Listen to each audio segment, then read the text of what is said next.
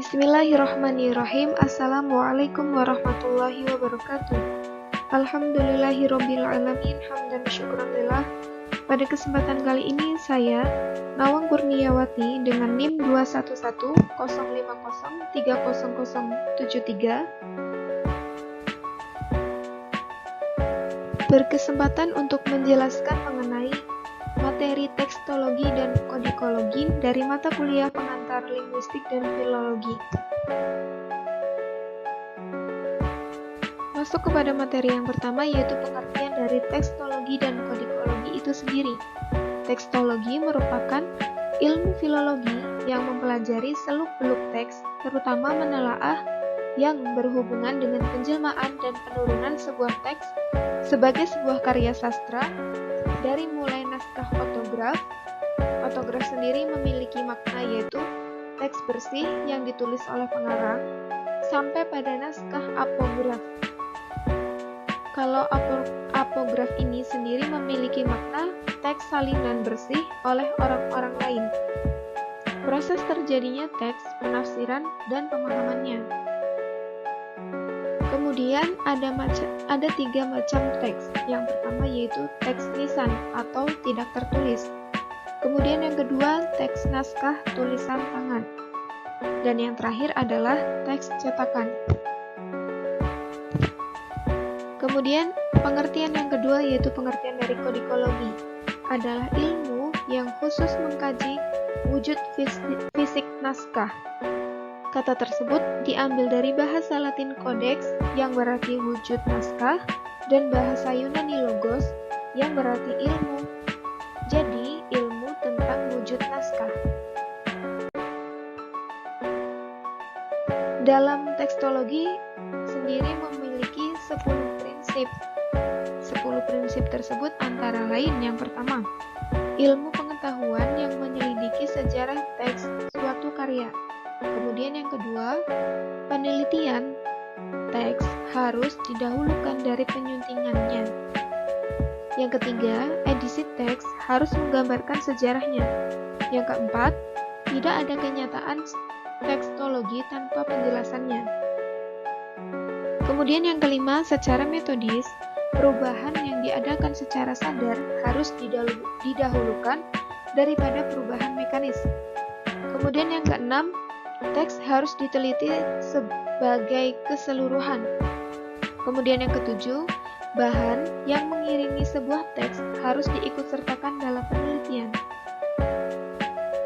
Kemudian yang kedelapan, perlu diteliti pemantulan sejarah teks sebuah karya dalam teks-teks dan monumen sastra lain.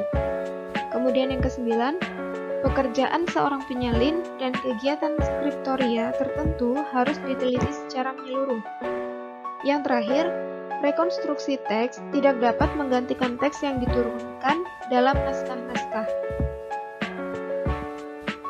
Selanjutnya yaitu perbedaan naskah dan teks. Dalam kodikologi, naskah merujuk pada fisik dokumen. Sementara dalam tekstologi itu sendiri, teks merujuk pada tulisan atau kandungan isi dari dokumen tersebut. Melakukan kritik teks. Dalam bahasa Yunani, diambil dari kata krites yang mempunyai arti seorang hakim, krinein berarti menghakimi, dan kriterion yaitu dasar penghakiman. Sehingga secara garis besar memiliki arti kritik dan evaluasi seorang filolog kepada teks, meneliti dan menempatkan teks pada tempat yang tepat. Menempatkan teks artinya mencari autograf atau karya yang ditulis pengarang, meskipun saat ini tidak mudah. Kemudian yang selanjutnya adalah kesalahan teks menurut Reynolds dan Wilson tahun 1974. Kesalahan yang terjadi dalam penyalinan teks dapat dibagi menjadi 6. Yang pertama yaitu kesalahan yang disebabkan oleh tulisan tangan dalam teks aslinya kurang jelas, sehingga penyalin mengacaukannya dengan huruf yang mirip. Yang kedua adalah adanya pergeseran lafal sehingga menimbulkan kecenderungan penyalin untuk mengubah ejaan aslinya. Kemudian yang ketiga, penghilangan beberapa huruf yang disebut haplografi. Penghilangan itu terjadi karena mata penyalin melompat maju dari satu perkataan ke perkataan yang sama yang disebut saut de meme au meme. Penghilangan atau pelompatan itu dapat terjadi dalam satu baris, satu bait, bahkan dapat dalam beberapa baris. Kemudian yang keempat adalah tambahan beberapa huruf atau kata yang diulang oleh penyalin yang disebut dengan ditografi. Kemudian yang kelima, tukaran ditemukan jika pemakaian huruf terbalik atau baris puisi tertukar. Dan yang terakhir adalah tukaran itu sendiri adalah perkataan yang terkena pengaruh perkataan lain yang baru saja disalin sehingga meniru bentuknya.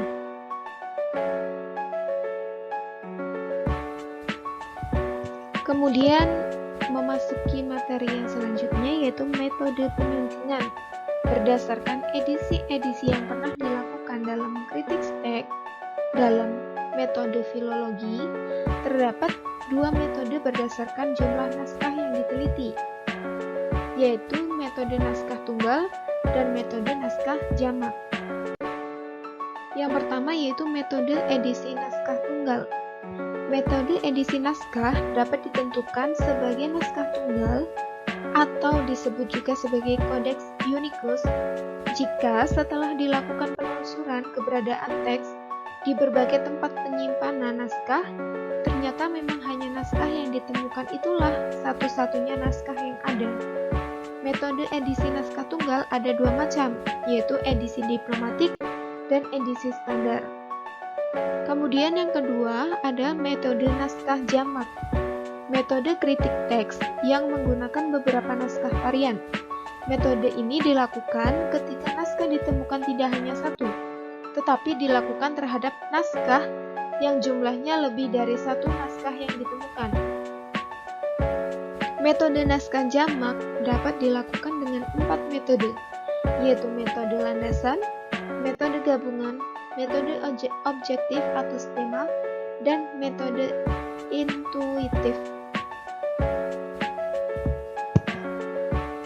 Mungkin hanya sekian yang dapat saya sampaikan, kurang lebihnya semoga bisa menjadi pelajaran bagi kita semua.